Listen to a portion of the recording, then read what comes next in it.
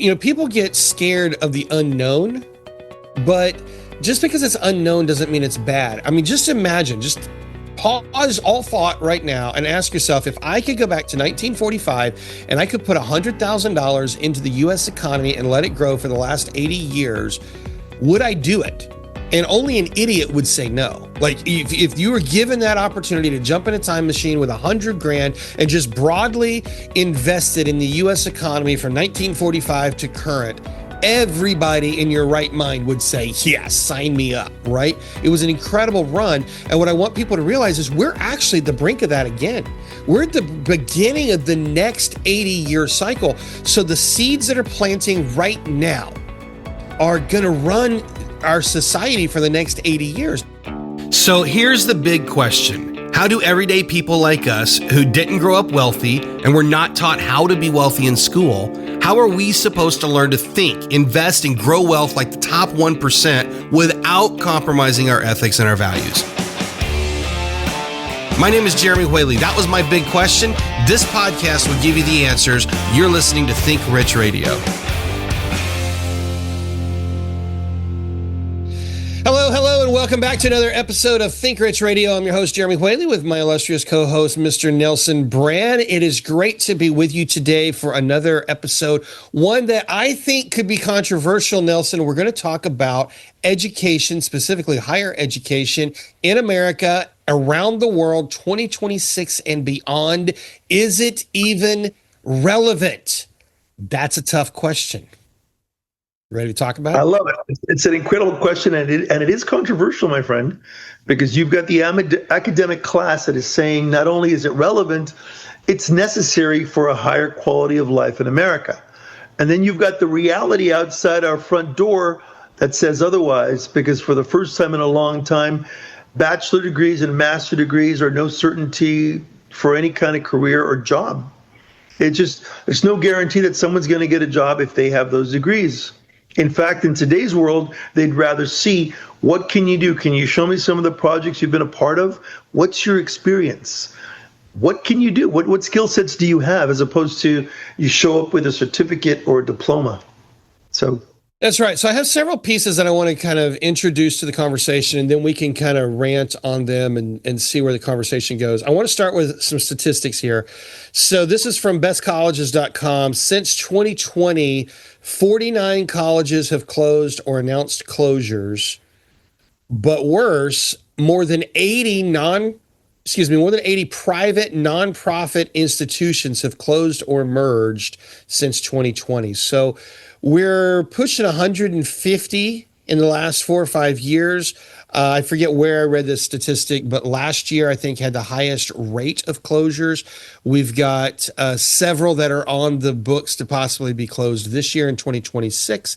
And people say, what's going on? Because when you look at it at face value, this is an institution that must survive our culture. But here's what I want to introduce into the conversation. Back in the early 1990s, there was a book that was published called The Fourth Turning by Strauss and Howe. If you've never read it, I would encourage people to maybe get a Cliff Notes version. You don't need to read the whole thing. It's called An American Prophecy. It talked about 4 cycles that we go through, that a culture goes through to create basically an 80 to 100-year cycle of society. And they call that a seculum. And when I first was introduced to this, which was in maybe 2011, we were just getting into what we would now call the fourth turning. And it's all proven to be true. In the 1990s, this was very controversial.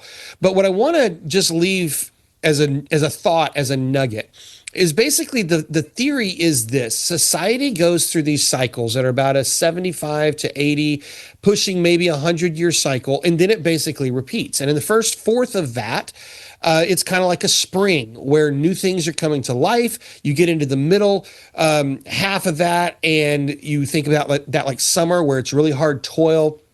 But, you're working towards the fall where the harvest is. You get into the harvest, you get into the autumn, you're harvesting everything. And then you get into the winter. And in the winter, old things die off so that new things can come forth in the spring. So if you think about that as a cycle, if we think about that as like a scientific cycle for seasons, now we're going to apply it to society. And the last fourth turning, according to the studies, And according to over 5,000 years of research, the last fourth turning was the Great Depression, when old institutions died and new institutions were born. We went through that really difficult time. And what came out of that was the spring season that started in 1945 after World War II. And if you look at the 20th century, really everything that you and I know and we hold dear in our life all pretty much started in the 1940s, in that first turning. Modern medicine today, penicillin came from the 1940s. You think about everything that is a major institution today, it came from that era. Now, I could go way deeper into that theory, but let's just stop right there and say we are in the midst of another one of those transitions. And major institutions that came out of the 20th century, fourth turning into the first turning, the Federal Reserve, established in 1913, but it really took over in the first turning. Healthcare as we know it, higher education as we know it, was a first turning 20th century concept. The idea of the mighty institution or the mighty corporation that is more important than everybody else, and the corporation has to survive even if we have to cut off all the people that make it operate. The idea of downsizing, all that is a 20th century idea. And as we look at where we are now, we're going through another fourth turning. We're on the back side of that, thank God. But what are we seeing? Financially, cryptocurrency, Bitcoin, blockchain, it's serving the same level of disruption that the Federal Reserve served in 1913 and throughout the 20s and the 30s. We look at healthcare. It is completely turning upside down, whether people want to believe it or not. You look at the corporate structure. People are moving home to do work. Part of the nature of this podcast is helping people make that transition. And then let's come to education. Education as we knew it in the 20th century, I'm going to go on the record, Nelson, I don't know that it's as relevant as it once was. We are going through a fourth turning. One of the key concepts of a fourth turning, old institutions die as new institutions are born. And we're living it right now. It's one of the most exciting times we could ever be alive, but it's scary because it's uncertain. And what I want to talk about from this point forward in this episode is that little transition as it relates to higher education. There's my preamble. Wow. You just said a mouthful, brothers. Did you track it all? I did actually. I was writing the whole time. Well, I had to say all that because I want our listeners to know like where my framework is for all that. And I know it was like 10 minutes of rambling. I didn't even record the timing, so I don't know. You went ahead and left it with the word uncertainty. You said it's a little scary because it's uncertain. I'll tell you, it's only in those moments of uncertainty where really big things happen. But I think you're right. I think this moment of people as corporations, companies as corporations, a school system that created a mechanical, industrial, manufacturing type of person is no longer equitable in this new economy. It's no longer what's necessary. And I think that's where the challenge lay, because we're coming up with an old set of rules and systems and processes and attempting to adapt them into this new, quickly changing moment, right? So if we accept that things are cyclical, not just in our lives, where we go from child to young adult to old man, and same with a tree, right? It's a root, or rather a seed, and then a root, and then it grows, and then it flowers back and forth, and then ultimately it dies. If we can accept that there's a cyclical nature to even the world we live in, we have to be able to say, okay, so in the spring, when the beginning of these of some of the giant corporations and conglomerates started, right? And that's all kind of ceasing, including, like you said, the Federal Reserve, financial institutions, all the safety nets, all the government agencies, all the different institutions that have been built one atop the next, supposedly to help and save us and care for us. If all of that is coming to an end naturally, because it's the end of that cycle, what's the next step? The next step, to your point, artificial intelligence, cryptocurrencies, digital assets, all of these are going to be a significantly more efficient response to take over those agencies that were spending a ton of money. All those institutions that were just entirely too expensive. Now, the unfortunate part in this whole transition is that a lot of people are going to have to redefine who they are, because we're no longer going to say, I'm a school teacher, I'm a plumber, I'm this, I'm that. It's going to be a whole new title, and I think the title is going to encompass more than just a single industry. I think we're going to be a multitask type of people. But you're right on point. There is something occurring right now, and it is causing a moment of uncertainty out there. But the more people are aware of this, the better they're going to be able to transition so that it's smooth. And there's even an opportunity for them to take advantage of some of the situations that are coming around that are bot related, artificial intelligence related, and so forth. Thoughts? Yeah, absolutely. And I think, people get scared of the unknown, but just because it's unknown doesn't mean it's bad. I mean, just imagine, just pause all thought right now and ask yourself, if I could go back to 1945 and I could put $100,000 into the US economy and let it grow for the last 80 years, would I do it? And only an idiot would say no. Like if you were given that opportunity to jump in a time machine with $100,000 and just broadly invested in the US economy from 1945 to current, everybody in your right mind would say, yes, sign me up, right? It was an incredible run. And what I want people to realize is we're actually at the brink of that again. We're at the beginning of the next 80-year cycle. So the seeds that are planting right now are going to run our society for the next 80 years. Now, you might be older and you say, well, I'm not going to be around in 80 years. Well, you know what? Maybe with AI, you will be. I don't know. Maybe you won't be, but your kids, your grandkids will be. And that's why these conversations are so valuable, because fear will cause us to paralyze.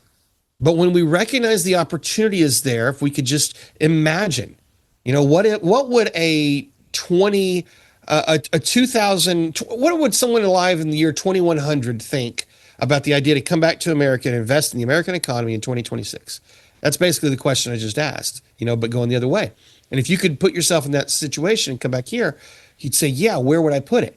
Well, higher education was a big one for the 20th century. Huge, but it's all falling apart. I gave some stats about schools that are closing. What I didn't get into is what the stats are for online education and how it's expanding. Because to your point, Nelson, who's to say what you are? I went to school, got a music degree. What was your degree in?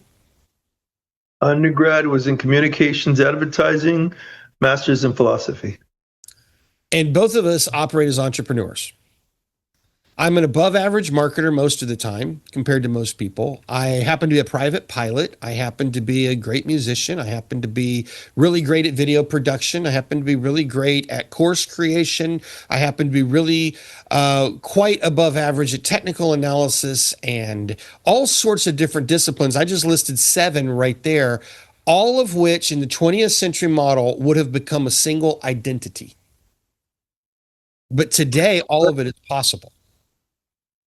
Let me add a little piece. I didn't finish the master's in philosophy, but I got close. So you're right, my friend. I love you just like you are, Nelson. we tend to identify as a particular title, and that's the end all be all. And I think that moment of standardized testing, standardized teaching, standardized grading of the individual is gone, and it's dead, and it no longer applies to this new paradigm. You asked the question, you said, what if a person were to invest a particular amount of money right at the nexus of the beginning of what took place from 1945 until recently? Well, we really are there. We are there. It's almost like we're out at the ocean, we're waiting on the water, we're on our surfboards, and we see a wave way over there, and it's coming. And for some of us, we've already gotten on that wave. And a brief example of that, some of the projects that you and I and some of our fellow colleagues are involved with as well, they give a return of about 0.5% per day, about 14% a month. And so the question begs, if the average American were to look at all of the things that worked yesterday, and that might include putting money into a savings account, saving in cash at home, or going into a money market account or a CD or whatever. And I'm not speaking against those things. I'm not qualified to speak for or against those things. All I'm suggesting is that, going back to your question of putting in 100 grand in 1945, what if someone took a chance and took a risk into some of these new technologies that are available for all of us right now and made a small wager? What could happen to them in the next 5, 10, 15 years in their lives if they did that?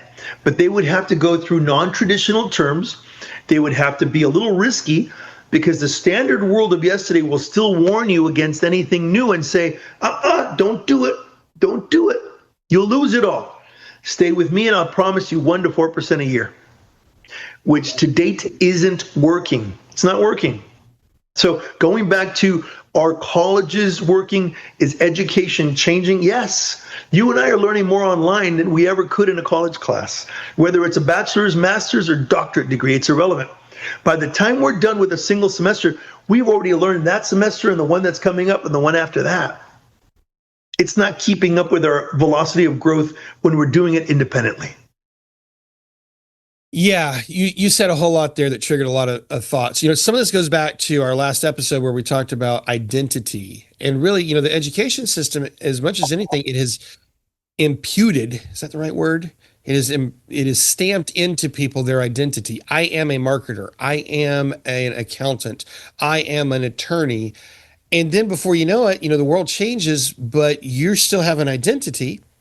And if a person still has that identity, that's all they believe that can be true. But you mentioned, some of the returns that we're getting, they're non-traditional. They're not guaranteed like some of the other things that, the banking system would do. That doesn't mean that it can't be real. It doesn't mean that it's not true. And in the same way, just because somebody went to school to become an accountant or an attorney or whatever, it doesn't mean that has to be their identity. And I think the sooner that people can realize, I am not my education. I am not what they told me. I'm a sovereign individual. I can be, do, and have anything I want. That's the moment of opportunity where you can open up and you can say, well, what else could I have? What else is possible? And like you said, with online education, it's affordable now. You have instant access, and there's experts that are teaching in their disciplines in ways that you could never get in a higher education container today, to the point that, as we started the show, these schools are going out of business. They're going out of business, and they're going to continue to do so, because the truth is that in a decentralized world, which is where we're headed, the same way that I now hold a neobank on my phone that doesn't have an overhead of human beings that work there, doesn't have the brick and mortar, doesn't have the necessary insurances, it doesn't have all this massive overhead. So I can go onto a neobank that's in my hands that I get a lot of more benefits out of, because they don't have that overhead. I'm eligible for products that standard legacy banking isn't going to provide me.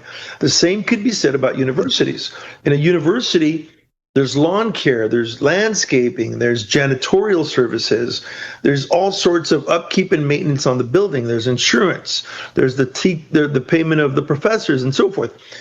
On and on and on and on. At some point, very, very, very soon, all of our education will happen through a laptop.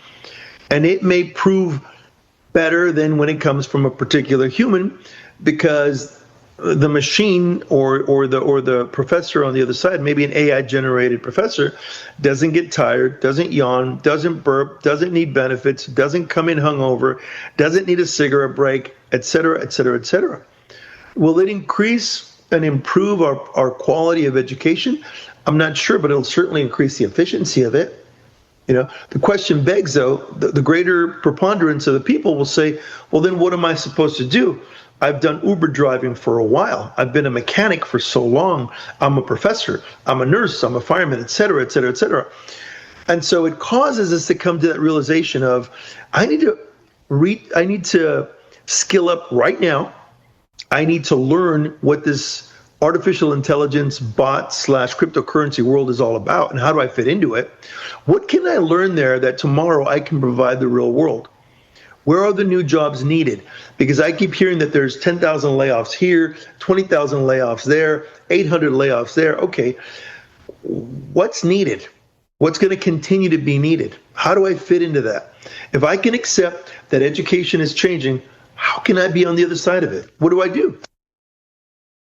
Accessibility is the reason that higher education took off. If you look back at the 20th century in 1945, if you wanted to learn something, you didn't have a lot of options. You could go to the local library, you had a few encyclopedias, but you had to go to the universities to have accessibility to knowledge.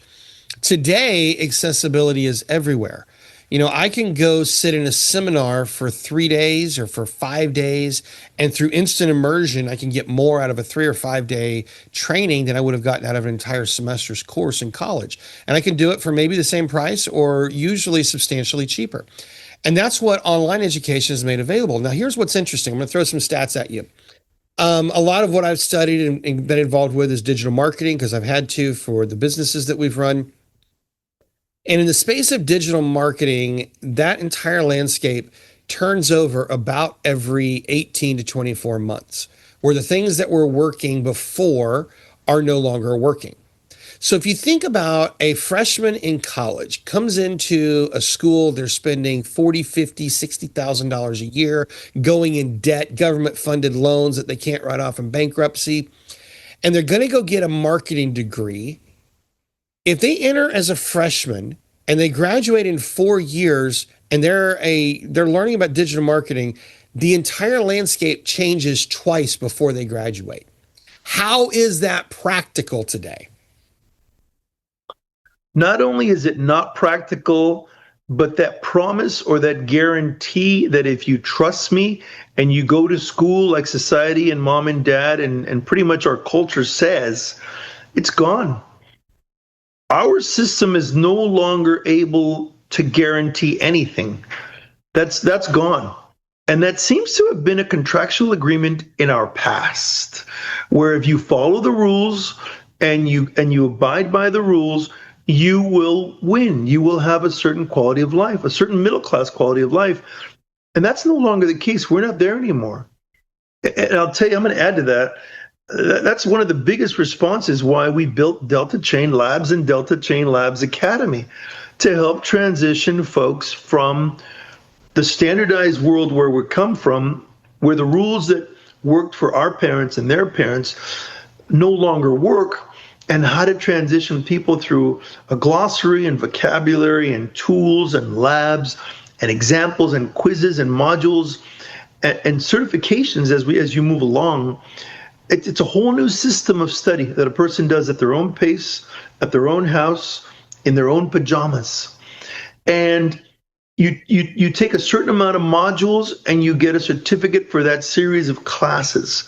And it goes everything from a newbie to transitioning brand new into cryptocurrencies and artificial intelligence and digital assets, into someone who gets mastery of it, is what we call it, for a last series of courses.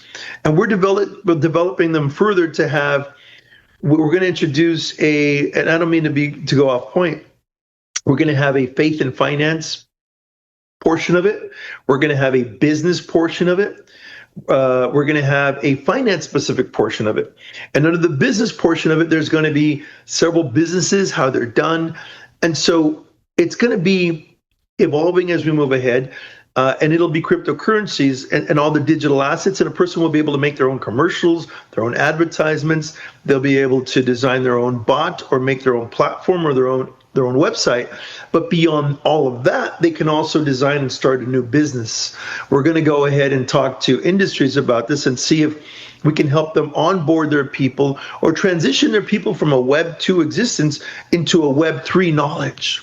So that's the reason we're doing what we're doing, is because of this subject matter exactly. One of the things you said a few minutes ago is decentralization. And, people don't really, I don't think, conceptualize how important this word is. We're moving into a decentralized society. What we were doing in the 20th century was very much centralized. We had a centralized schooling system. We had a centralized banking system. We had a centralized corporate structure. And today, everything is spreading out. Really, since 2020, we talked about this on another episode, but people went home and they started getting additional jobs and different income sources that decentralized their income. Now it's not just one income stream, it's multiple streams. Some of it might be passive, some of it might be earned income, but they've got decentralized income. Education in the 20th century was the idea that, you went to Cal State Fullerton, right? Somebody goes to the University of Tennessee or they went to Florida State or wherever it was. That becomes their identity. I'm a graduate of this school. In 2020, 2026, where we are today, people go online. You can learn from 20 different sources. In fact, you can learn from all those institutions I just said, plus an additional 20. It's decentralized. And people can learn anything they want in a relatively short period of time for a fraction of the previous price. And, maybe you don't need the whole career as a marketer. Maybe you just need to update your tools, but the model has broken. And I think that's what people have to realize. And I'm not even sure why we need to establish the fact the model's broken, other than to say, if you feel like something's broken, you're not wrong. It's broken. And the good news is you're not alone. Like, there's opportunities. Delta Chain, what you're doing, stuff that I've done for all these last 15 years. And there's tons of opportunities out there. In fact, this industry, I don't know if you know these stats, by 2030, 2032, they're expecting, the forecast, according to Forbes, projects that online education, like what I've done for the last 15 years, what Delta Chain's doing, is going to surpass in revenue what higher education does on an annual basis right now. So we're 3 to 5 years away from that. That's a trend. That's real. And real schools are shutting down. These online schools are popping up. That's where we're going. And I know not everyone, Jeremy, is a fan of that. I know a lot of people are intimidated by that, and they would rather have the traditional schooling with a live person. To that, I'll say the following. You, my friend, are going to be an example of one of our master instructors in Delta Chain Labs in the Academy. And so there's going to be live training like that no matter what. There's going to be modules. There's going to be classes and certificates and so forth. So that'll still exist, except it's going to happen in the comfort of one's own home. That's the only difference. Plus, again, sometimes an AI-generated professor may be able to simply be better at it than a lot of people, right? Because we are emotional. We do tire. We suffer from a lot of things, right? Well, those of us who were in college, we all had that professor. I won't mention some names, but we all had that professor that we slept through every class because they were boring as could be, but we had to take the class. We didn't learn anything, but we had to take the class. The beautiful thing about today and the way that we can do it, you can learn from teachers that you connect with. And if it's boring, you move on to the next one. You go find somebody else that you can learn it from.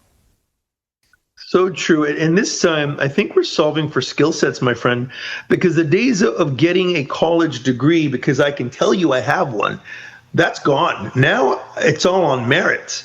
So, Jeremy, I want to see what you can do. You want a job with me? What do you got? Show me samples of your work. Tell me where you've been. Where have you traveled? What have you seen? What do you know? Are you multilingual? What can you do? Share with me your talents, because I'm ready to hire you. And guess what? We get to learn them at home every night on our laptop. It's perfect. Yeah, Elon Musk has said that he looks for aptitude. He looks for what a person can do, not what their credentials are, because you can train them to do what they need to do. You can train them to think a certain way. You can't train them to have a certain ethos about them. And I guess that's, as we think about how we're going to wrap this up, I guess that would be my challenge to people is, get out of the box. So much of the idea of Think Rich is to just break the mold, get out of the box. And no matter how old you are, whether you're 25 listening to this, or if you're 65, if you're thinking, hey, I still want to generate wealth, I still want to, contribute to the world, and I know I need some skills. Look, the skills from 1975 have changed. And the good news is you don't have to go back to college for that. You don't have to get a new degree for it.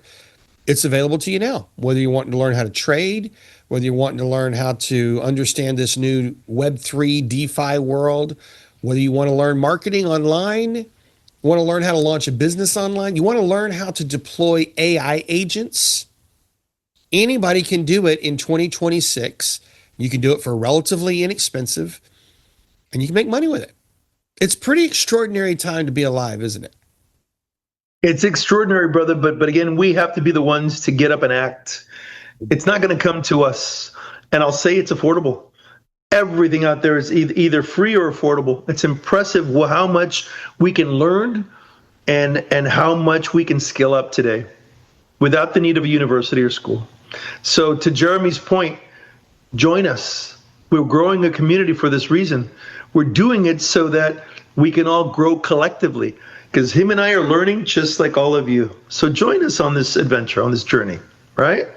Absolutely. If somebody is listening and you want to learn how to make your own trading decisions, you want to learn how to pick a trade, a stock, a cryptocurrency, if you want to learn how to look at the market and feel confident that, hey, you know what, it's the time to buy versus it's the time to get out, it's time to go to cash, come check out what we're doing at Trade Maestro. Let me help you with that. If you want to learn some of the Web3 stuff and the DeFi and some of the stuff that Nelson and the guys over at Delta Chain are doing, go over and check them out over at deltachainlabs.com. We would love to work with you. We would love to help you.